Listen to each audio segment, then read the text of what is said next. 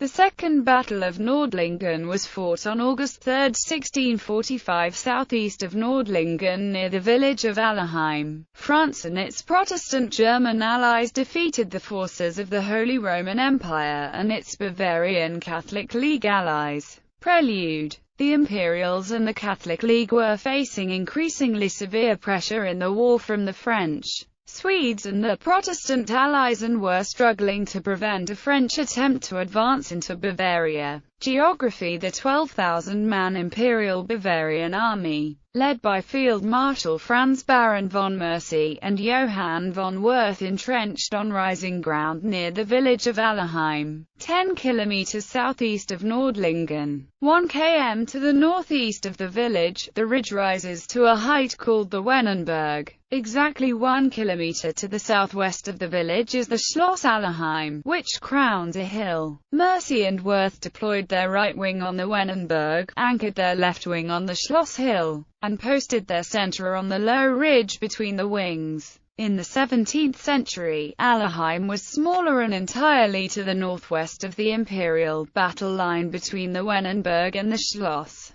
To protect their weak center, the Bavarian and imperial officers had some dismounted dragoons and foot soldiers barricade themselves in the village. They hoped to defeat the French by forcing them into a disadvantageous attack uphill into the fire of the imperial cannon. Battle. Before the battle, Marshal Henry, Vicomte de Turenne united his Franco-German army with an all-French army led by Louis II de Bourbon, Prince de Condé. The combined army of 12,000 men was placed under Condé's overall leadership. Condé's tactics were brutally simple. He intended to launch the French troops in a frontal charge on the imperial positions. Meanwhile, it took the French army from noon until 4 p.m. to arrange its lines for battle. In the event, the imperial army counterattacked almost at once. On the other end of the field, Turenne hammered at the Wennenberg. When the Wennenberg fell, the defeated imperial right swung back and the victorious left wheeled forward, so that the Imperials faced north instead of northwest. Mercy was killed during the savage fighting. By evening, both armies were still on the field of battle. However, in the darkness and confusion, the Imperials in the village, believing themselves to be surrounded, capitulated.